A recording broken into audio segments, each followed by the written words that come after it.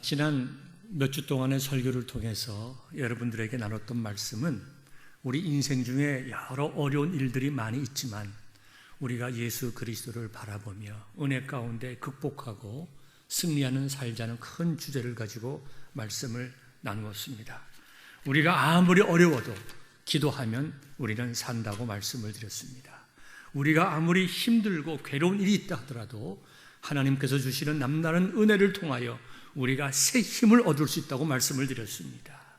그리고 우리가 정말 좌절하고 낙심한 순간에 있다 하더라도 정말 오랫동안 혈루병으로 앓던 여인이 예수 그리스도의 옷깃만 만져도 내가 내 병의 고침을 받을 수 있을 것이라는 그런 간절한 믿음을 가지고 새 삶을 시작했듯이 우리도 예수님께 대한 믿음을 가지고 그 앞에 나아가면 우리 주님께서는 우리를 용납해 주시고 은혜 주시고 새로운 힘과 기쁨을 주신다고 말씀을 드렸습니다.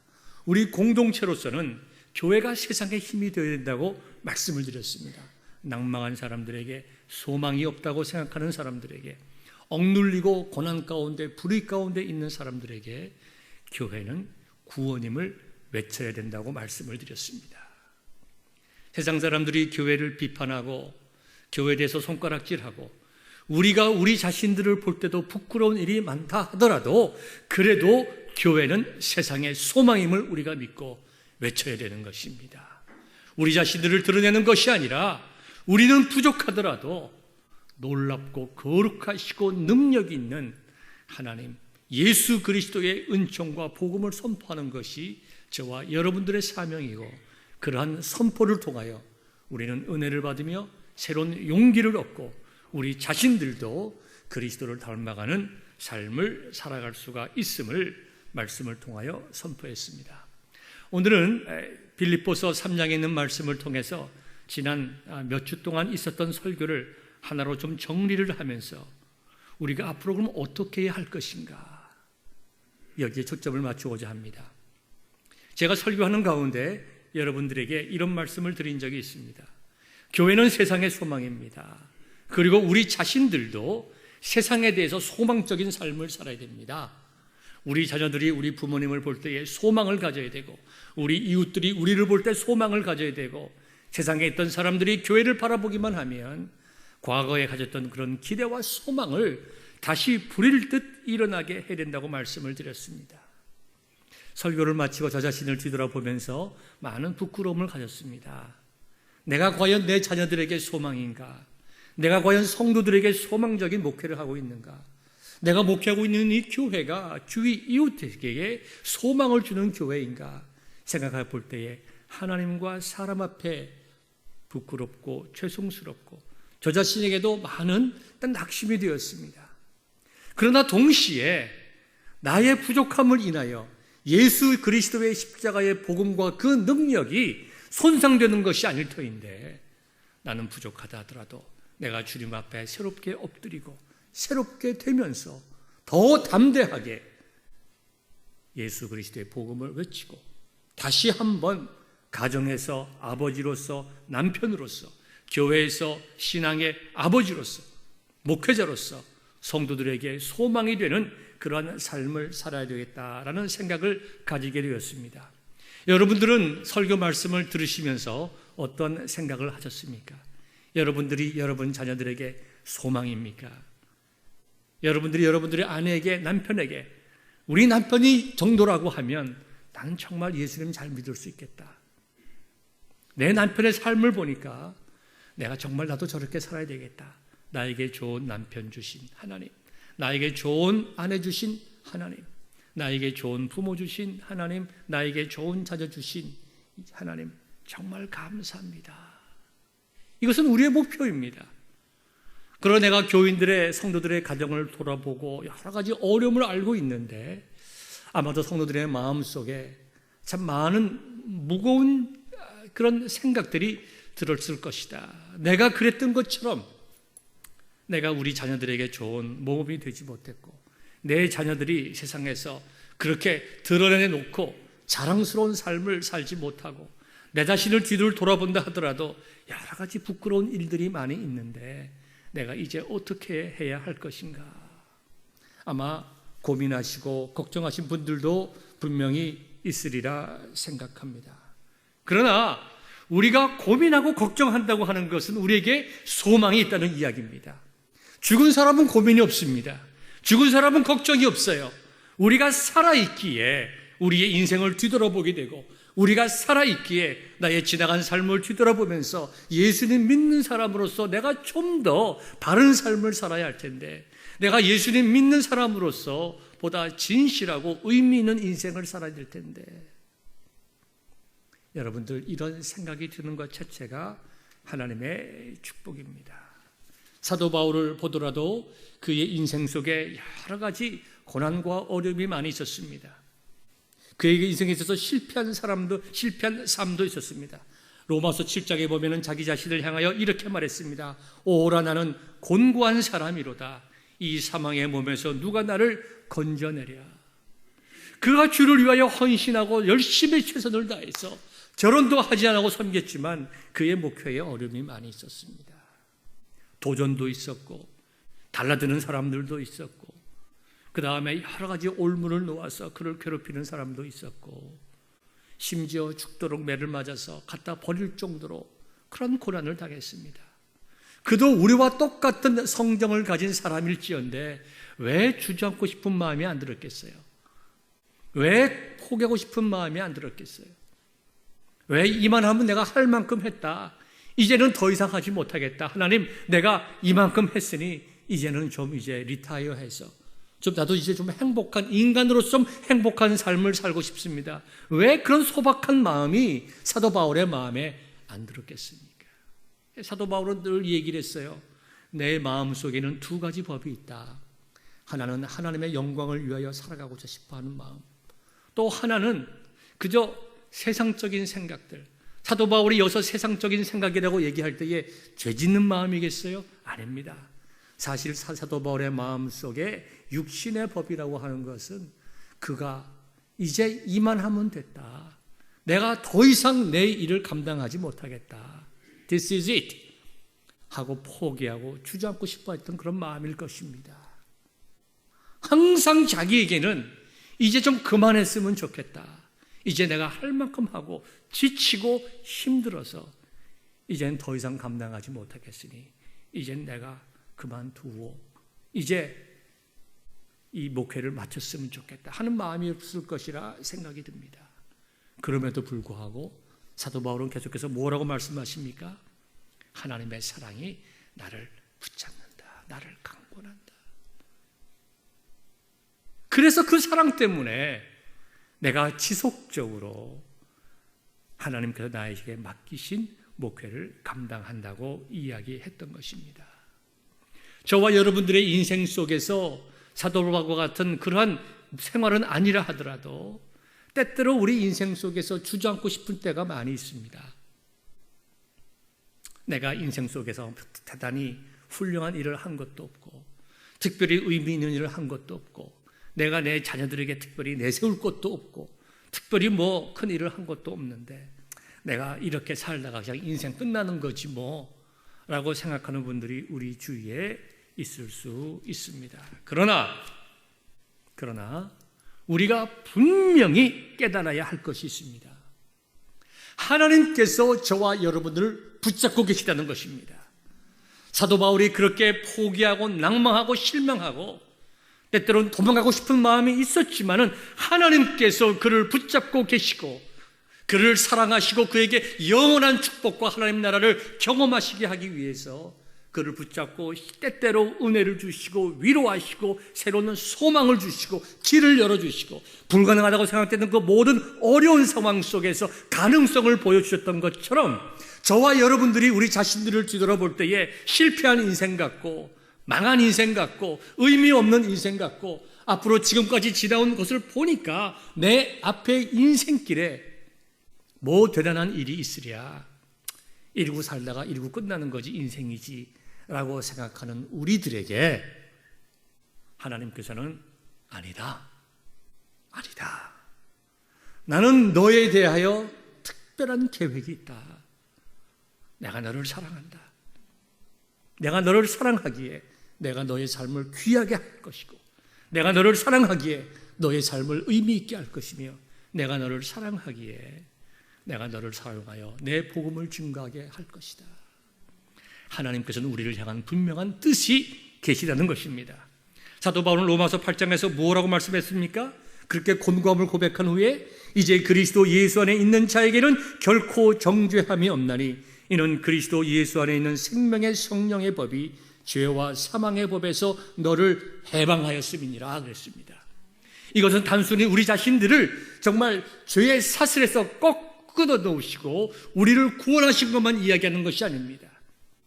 당연히 그것과 더불어 하루하루의 삶을 통해서 저와 여러분들을 새롭게 하시고 하나님을 바라보며 소망 가운데 살아가게 하신다는 것입니다. 우리들은 사도 바울이 고백한 것처럼 늘 육신 속에 살아갈 수밖에 없지만 하나님께서 성령을 통하여 저와 여러분들을 새롭게 하시는 은혜가 있다는 것입니다. 로마서 8장 5절에 보면은 육신을 따르는 자는 육신의 일을, 영을 따르는 자는 영의 일을 생각하나니 육신의 생각은 사망이요 영의 생각은 생명과 평안이라고 했습니다. 이 말씀을 오늘 우리가 읽은 본문과 좀 비교해서 생각해 봅시다. 사도 바울이 로마서 8장을 통해서 육신을 따르는 자는 육신의 일을, 영을 따르는 자는 영의 일을 생각한다고 했습니다. 지금 저와 여러분들이 인생의 이 순간에서 육신의 일을 따르는 것이 무엇입니까? 영을 따르는 것이 무엇입니까? 육신을 따른다고 하는 것은 결국 우리의 인생에 대해서, 우리의 삶에 대해서 소망의 끈을 놓는 겁니다.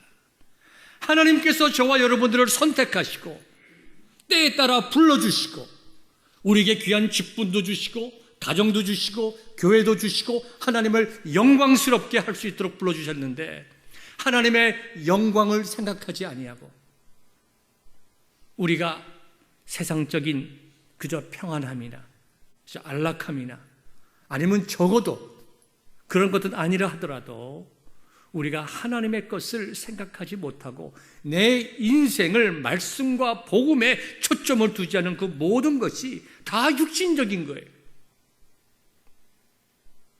영의 생각은 생명과 평안이라고 했는데 영의 생각이 무엇입니까?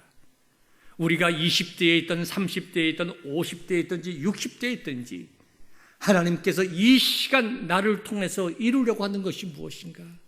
하나님께서 오늘 이 시간 나를 왜 이 예배당에 불러서 말씀을 듣게 하시는가? 하나님께서 무엇 때문에 나를 불러서 그의 아들 독생자 예수의 은혜로 구원받게 하시고 복음적인 삶을 살게 하셨는가?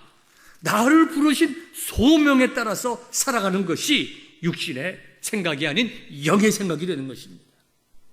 육신의 생각은 하나님과 원수가 되나니 이는 하나님의 법에 굴복지 아니할 뿐 아니라 할 수도 없느니라. 육신에 있는 자들은 하나님을 기쁘시게 할 수 없느니라 그랬습니다. 여러분, 설교처의 말씀을 드렸죠. 우리가 아무리 어려운 일이 있더라도 우리가 기도하면 하나님께서 우리에게 길을 열어주신다고 했습니다.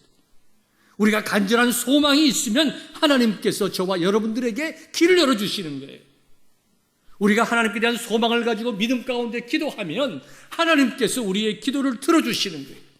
우리가 완전하지 못하더라도 우리가 복음의 중심에 서 있으면 교회는 계속하여 세상에 소망이 되는 것입니다. 그런데 이런 생각을 갖지 아니하고 부정적인 생각들, 내가 할 수 없다는 생각들, 내가 하나님과 사람 앞에 가치 있는 인생을 살아가지 못하겠다는 것, 이런 건 전부 다 하나님을 기쁘시게 하는 일들이 아닙니다. 하나님은 저희들을 사랑하시되 온 우주 만물보다도 사랑하시고 여러분 한 사람 한 사람을 위해서 독생자 예수를 주셔서 가치 있는 성도로서 하나님의 아들과 딸로 만드셨는데 왜 패배적인 생각을 하고 왜 좌절하고 왜 희망과 소망을 갖지 않습니까? 그건 하나님을 기쁘시게 하는 것이 아닙니다. 우리는 지금까지 어떻게 생각해 왔든지 오늘 이 시간 여러분들이 결단하시기 바랍니다. 내가 하나님 아버지 안에서 새로운 삶을 살겠다. 고린도서 4장 16절의 말씀 읽어드립니다. 우리가 낙심하지 아니하노니 우리의 겉사람은 낡아지나 우리의 속사람은 날로 새로워지도다. 할렐루야. 이게 영의 생각이에요. 겉사람이 낡아진다는 것은 우리 육체만을 의미하는 것은 아닙니다. 우리의 정신이나 우리의 가진 것이나 그 모든 것이 인간적으로 볼 때에 점점 할 수 없다고 생각할지는 모르지만 우리가 영의 일을 생각하면 하나님께서 우리에게 모든 일들을 감당할 수 있도록 우리의 나이에 맞게, 우리의 건강에 맞게, 우리의 현실에 맞게, 우리의 주어진 상황 속에서 하나님께 영광 돌리는 삶을 살 수가 있다는 거예요. 하나님의 약속의 말씀이에요. 우리는 이것을 붙잡아야 하는 것입니다.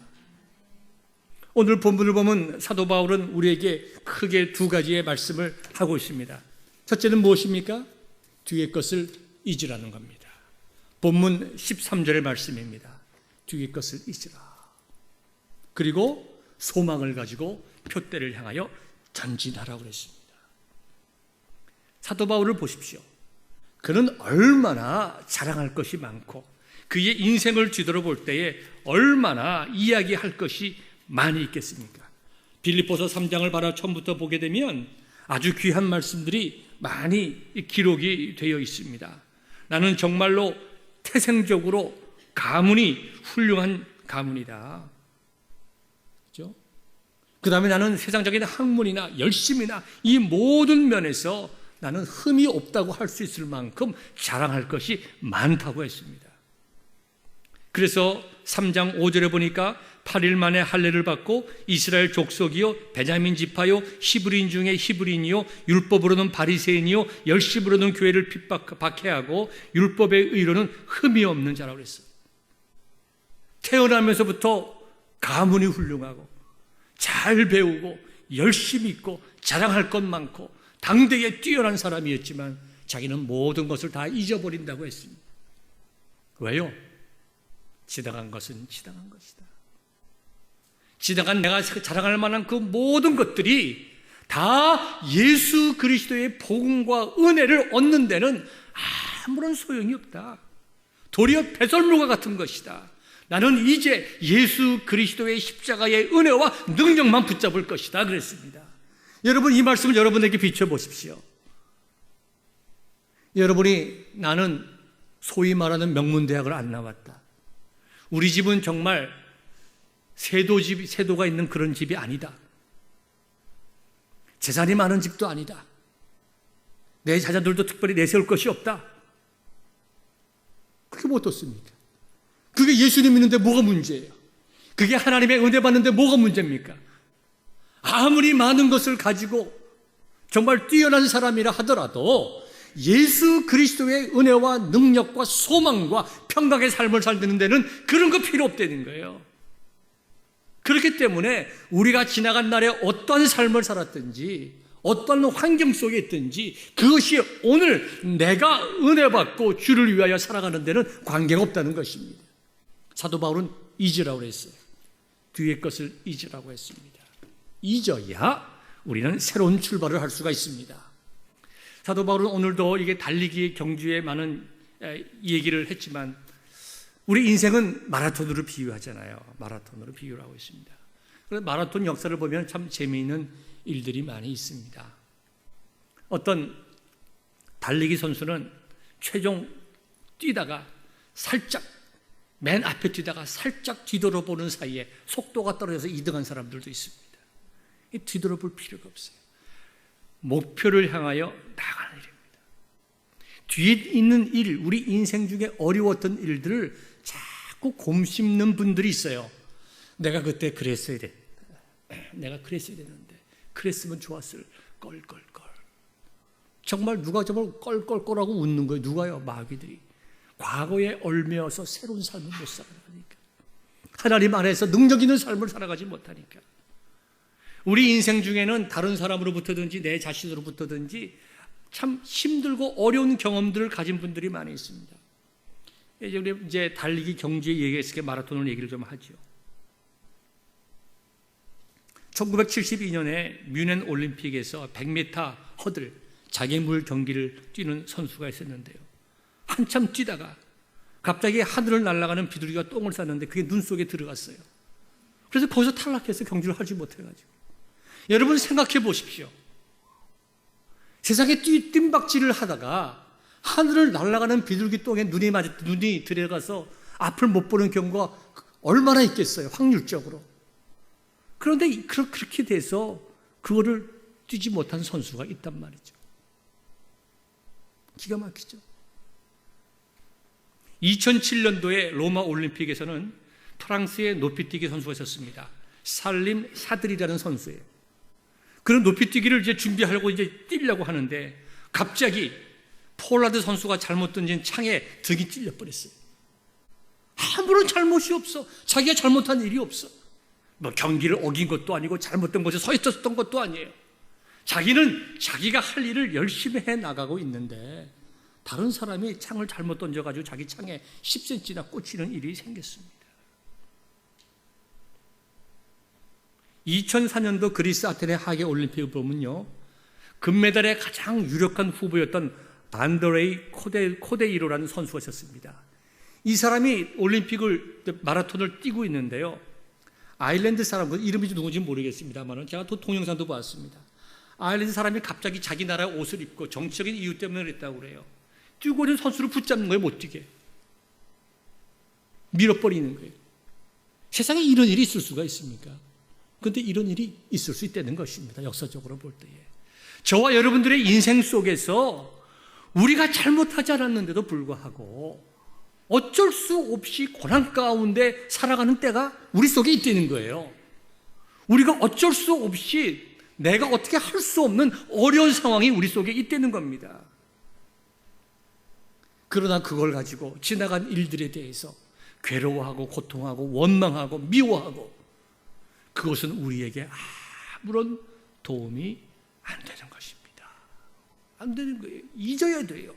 잊어야 돼요. 뒤의 것은 잊어야 돼요. 내부적인 것도 있죠. 2005년 런던 마라톤 대회를 보니까 영국 최고의 마라톤 선수인 폴라 레드크래프라는 사람이 있었습니다. 여자가 있었습니다. 근데 이분이 참 재미있는 분이에요. 한창 마라톤 뛰다가 갑자기 소변이 마려워졌어요. 참지 못해가지고 뛰다가 앉아서 소변 보고 뜁니다. 그 동영상이 나와 있어요. 얼마나 기가 막히고 때서 창피합니까, 여자가. 더 창피한 경우도 있습니다. 1998년도에는 한 선수가 올림픽을 하다가 전날 뭘 잘못 먹은 모양이에요. 속이 안 좋았던 모양이에요. 아주 기가 막힌 일이 벌어졌습니다. 그래가지고 온 몸에 오물을 묻히고 뛰더라고요. 남자만 그런 줄 아세요? 기록 보면 여자도 있어요. 여자도 올림픽을 하다가 큰 일을 봐가지고 말이죠, 온 다리에 그 다 묻히면서 뛰더라고요. 우리가 예상하지 못했던 우리 인생의 어려운 일을 나로부터 올 수도 있고 나의 실수와 잘못으로부터 올 수도 있고 전혀 계획하지 않고 내가 잘못한 것이 아닌데 내 주위에 어쩔 수 없는 환경으로 고난당하는 일이 많이 있지만 우리가 그것에 얽매이면 안 된다 이겁니다. 지나간 일은 지나간 일이고 예수 그리스도 안에서 소망을 갖는 자가 하나님을 기쁘시게 하는 자예요. 아까도 읽어드린 바와 같이 영적인 것이 무엇인가? 육신적인 일은 그런 생각에 붙잡혀서 앞으로 전진하지 못하는 거예요. 누가 주는 생각입니까? 악한 영들이 주는 거예요. 내가 지난날에 정말 다른 사람들 앞에 이야기도 할 수 없고 괴롭고 부끄럽고 창피한 일이 있다 하더라도 예수 그리스도의 은혜를 기억하며 내 지나간 죄를 용서해 주신 예수님의 그 용서함을 붙잡고 새롭게 시작해야 돼요. 다른 사람이 나를 어떻게 생각할 건가? 얼마나 부끄러운가? 얼마나 괴로운가? 여러분 그럴 필요 없습니다. 예수 그리스도 안에서 정죄함이 없나니 더 이상 지나간 날의 모든 죄들, 잘못되게 살아온 것들 다 잊고 정말 소망을 하나님께 두고 살아야 하는 것입니다. 인생의 마라톤은 다 달려갈 길이 다릅니다. 코스가 다 달라요. 제가 주위에 있는 목사님들 보면 신학교 다닐 때 공부 잘했던 사람들, 정말 저 정도 사람이라면 참 목회적으로 잘할 것이 하던 사람들 보면 어렵고 목회도 못하는 분들 많이 있습니다. 이해가 안 되죠. 왜 그런지. 어떤 사람들은 열심히 목회를 하고 할 것 다 하는데 참 어려운 사람들 많이 있어요. 또 어떤 분들은 목사님들은 모든 것이 잘 되는 분들도 있어요. 언젠가 말씀을 드렸듯이 한국의 성남에서 목회를 하는 동창 신학생이 있습니다. 한국에서 가장 유명한 교회에서 부목회자로 있다가 그 교회가 이렇게 개척할 수 있도록 교회가 이렇게 예산도 되어주고 한국에서 제일 유명한 목사님 중에 한 분인 그분이 가셔서 계속해서 이렇게 세미나도 해주시고 부흥회도 해주시고, 그리고 더욱이 그 교회 주위에 있던 그린벨트가 해제되면서 아파트가 막 들어옵니다. 저한테 전화를 와서 그래요. 박 목사님, 내가 이걸 어떻게 이해했으면 좋을지 모르겠습니다. 뭘요? 교인들이 너무나 많이 온다는 거예요. 교인들이. 이게 부흥이냐 이거죠. 자기가 한 일이 아무것도 없다는 거예요. 그냥 교인들이 몰려온다는 거예요. 꾸역꾸역 그냥. 왜요?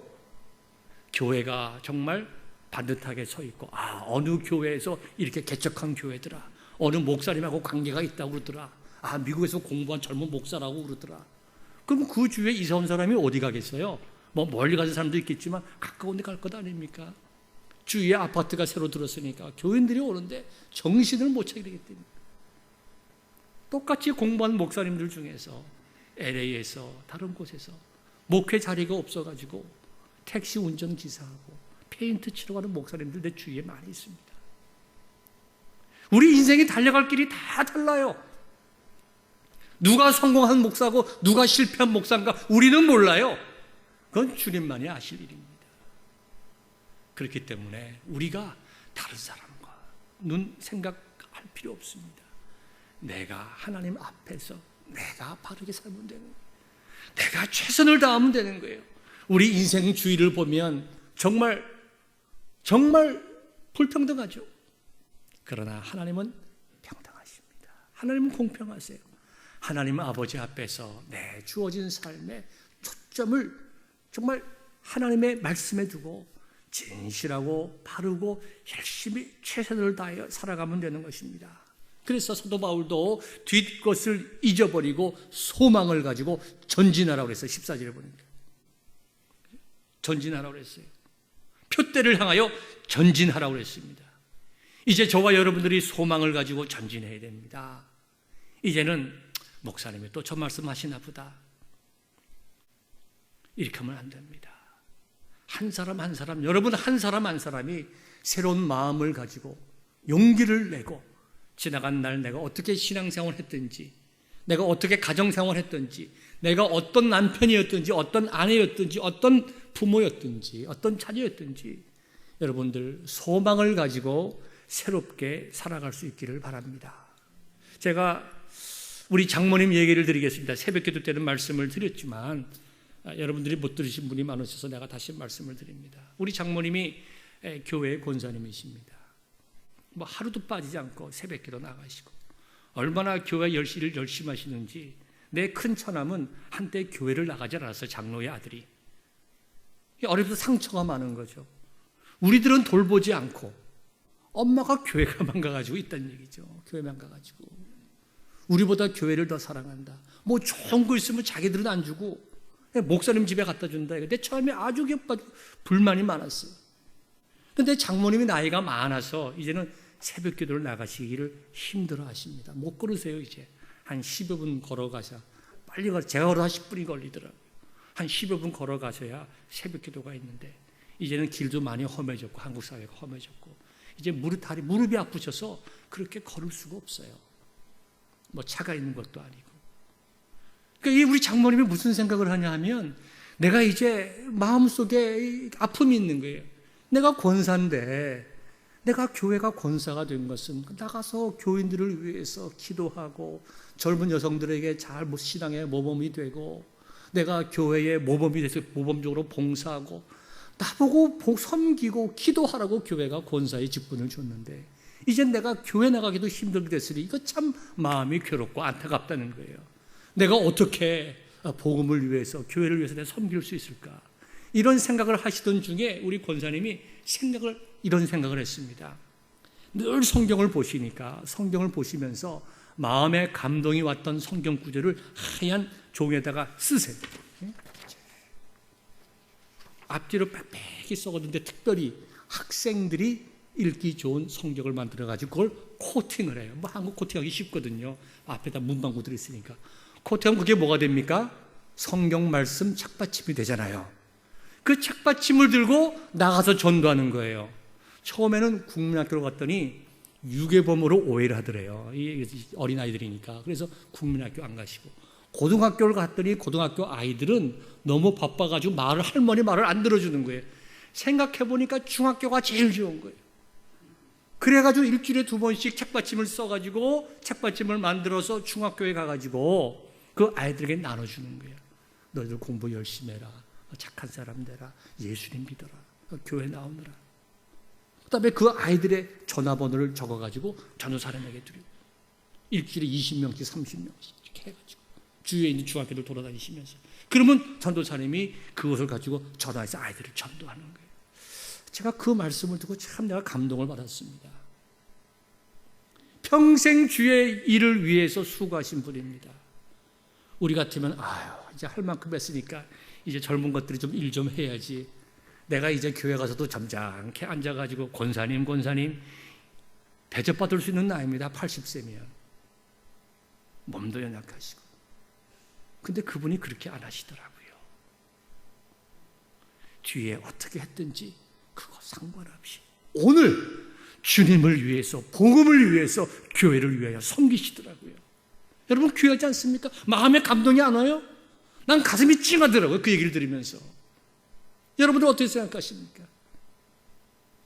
너 여기에 책받침 만들어도 차 타고 가야 되니까 갈 수가 없겠지만 하나의 예를 들어서 우리가 할 수 있는 일들이 복음을 위해서 하나님 나라의 상급을 위해서 달려갈 길과 방법들이 우리에게 얼마든지 있다는 것입니다.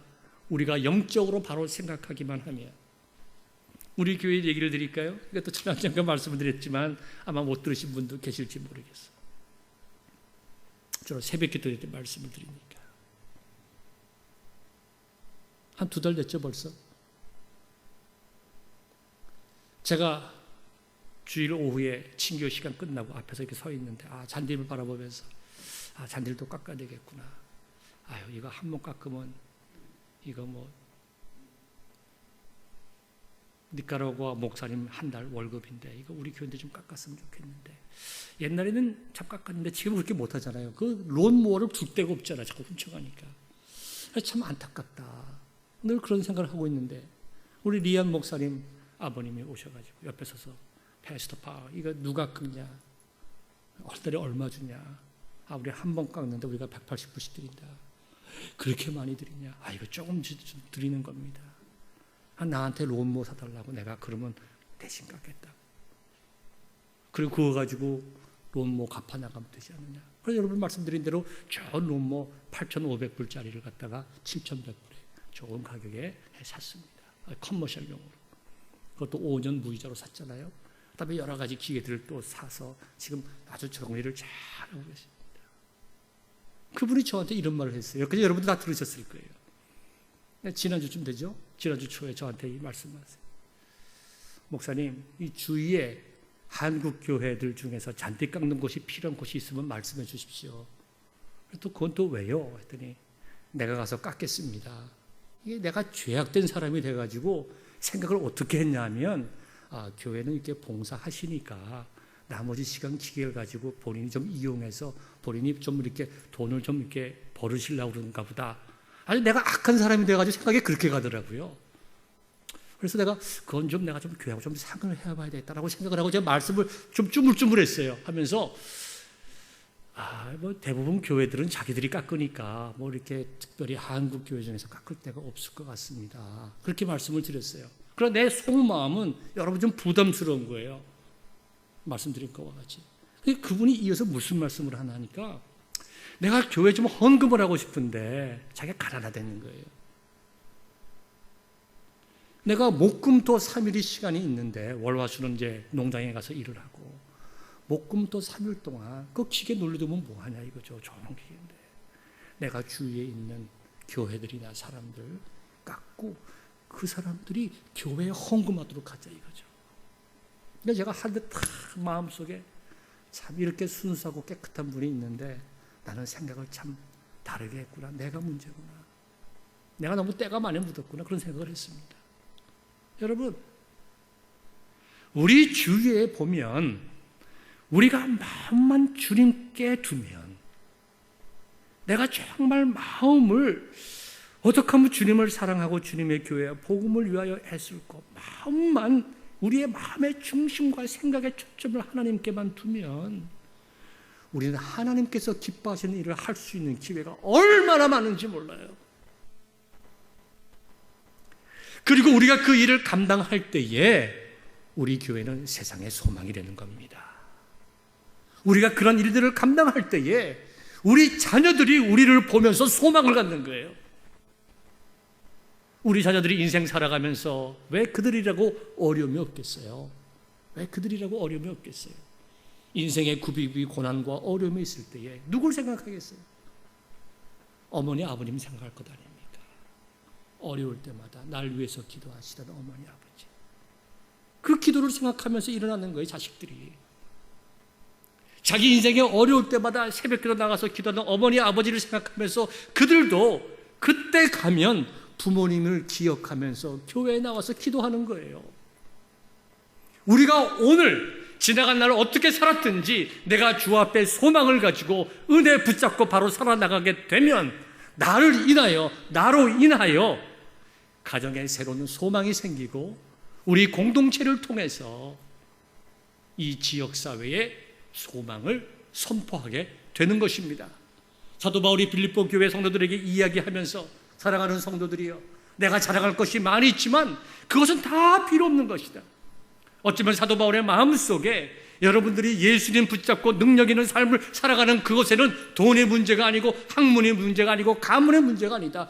누구든지 믿음을 가지고 예수 그리스도를 붙잡으면 된다. 소망을 하나님께 두어라. 그리고 어떻게 살아왔던지 다 뒤에다 놓고 하나님께서 우리에게 바로 살아나갈 우리들을 향하여 예비하신 상을 바라보면서 우리는 믿음의 경주를 하여야 하는 것이다. 오늘 본문 12절 13절 보십시오. 내가 이미 얻었다 함도 아니요 온전히 이루었다 함도 아니라. 사도 바울의 현실적인 문제입니다. 오직 내가 그리스도 예수께 잡힌 바 된 그것을 잡으려고 달려가노라 그랬어요. 예수님께서 나에게 소망을 주시고 나에게 명령하시고 계획하신 그 모든 일들, 나에게 주시겠다고 하신 하나님 나라의 상급을 바라보면서 달려간다는 거예요. 내가 잡은 줄로 여기지 아니하고 오직 한 일, 즉 뒤에 있는 것을 잊어버리고 앞에 있는 것을 잡으려고 표대를 향하여 그리스도 예수 안에서 하나님이 위에서 부르신 부름의 상을 위하여 어떻게 해요? 달려가노라. 여러분 달려가셔야 됩니다. 달려가셔야 돼요. 달려가셔야 돼요. 정신 차리고 우리가 함께 달려가야 됩니다. 달려가야 돼요. 오늘 본문 맨 마지막에 16절 보니까 우리가 어디까지 이르렀든지 그대로 행할 것이라. 저와 여러분들이 어떤 상황 속에 지금 있든지, 인생을 잘 살아왔든지 잘못 살아왔든지, 요만큼 성공했든지 요만큼 성공했든지 이만큼 성공했든지 있는 그 자리에서 새롭게 시작하면 되는 것입니다. 있는 그 자리에서 주님께 새로운 소망을 두고 은혜 붙잡고 나가는 거예요. 올림픽 얘기 하나만 더 하겠습니다. 1912년 스웨덴 스톡홀름 올림픽이 있었는데요, 마라톤 선수 중에서 일본인 가나쿠리라는 사람이 있었습니다. 이 사람은 올림픽을 뛰다가 너무 뜨거운, 몸이 많이 약해진 모양이죠. 거기 정말 온몸이 열사병으로 기진맥진해가지고 뛰지 못하고 중간에 빠져나가서 한 가정집에 들어갑니다. 거기서 물을 마시고 좀 쉬어요. 뛸 수가 없으니까. 그러다 다시 뛰려고 하다가 너무 늦었기 때문에, 또 창피하기 때문에 거기서 마라톤 달리기를 포기합니다. 포기하고 그냥 몰래 그냥 혼자 들어와 버렸어요. 일본으로. 올림픽 조직위원회에서는 선수 한 명이 실종이 됐습니다. 일본 선수가 사라져버린 거예요. 올림픽을, 마라톤을 뛰다가 찾지를 못했어요. 뭐 지금이야 뭐 스웨덴에서 일본으로 가려면 다 전자 시스템이 있으니까 비행장에서 확인해 보면 되겠지만 지금으로부터 거의 100년 전인 1912년도에 그런 시스템이 없잖아요. 그냥 실종된 것으로 그치고 말았습니다. 그런데 50년이 지난 뒤에 스웨덴에 있는 한 신문사에서 1912년 스웨덴 올림픽을 기념해서 여러 가지 취재를 하던 중에 그때 사라진 일본인이 과연 어디로 갔을까? 기자가 취재를 했습니다. 그런데 그 기자가 일본에서 찾았어요. 그 사람이 몰래 일본에 들어가 가지고 그냥 살고 있는 거예요. 고등학교 지리 선생님으로 살고 있는 거예요. 그 기사가 났습니다. 그리고 몇 년 뒤인 1976년도에 그 스톡홀름의 한 백화점에서 이게 올림픽 대회를 주최했습니다. 그때 이 가나쿠리를 초청을 했어요. 그때 그분의 나이가 76세예요. 이분이 다시 와서 옛날에 자기가 몸이 아파서 다 뛰지 못했던 그 마라톤을 자기가 그만두던 그 시점에서부터 마지막 시점까지 달립니다. 76세에. 이게 비공식 기록이지만요. 그래서 그분이 얼마나 걸렸느냐. 마라톤 22.4km를 뛰는데, 완주하는데 64년 2일 32분 20.03초가 걸렸어요. 얼마나 아름답습니까? 근데 뛰었잖아요. 설교 중간에 말씀드린 대로 어떤 분은 소변이 마려워서 여자분이 가다가 소변 보고 앉은 사람도 있고, 정말 두 남자 한 명, 여자 한 명은 정말 큰 것을 온 다리에 묻히고 그래도 뛰잖아요. 그 기록을 보니까 두 사람이 포기하지 않았더라고요. 그리고 64년이 걸렸지만 끝내 그걸 달리는 사람이 있더라고요. 세상에는 자기 인생을 포기하고 남을 원망하며 살아가는 사람이 있습니다. 신앙생활을 하더라도 예수님 그저 믿고 구원받는 것에 만족하고 그냥 살다가 그냥 가시는 분들이 있어요. 그런 분들을 보면 목사 입장에서 보면 장례식 할 때가 제일 힘들어요. 천국에 갔는지 안 갔는지도 확실히 얘기 못하겠고 뭐 얘기할 게 없는 거예요.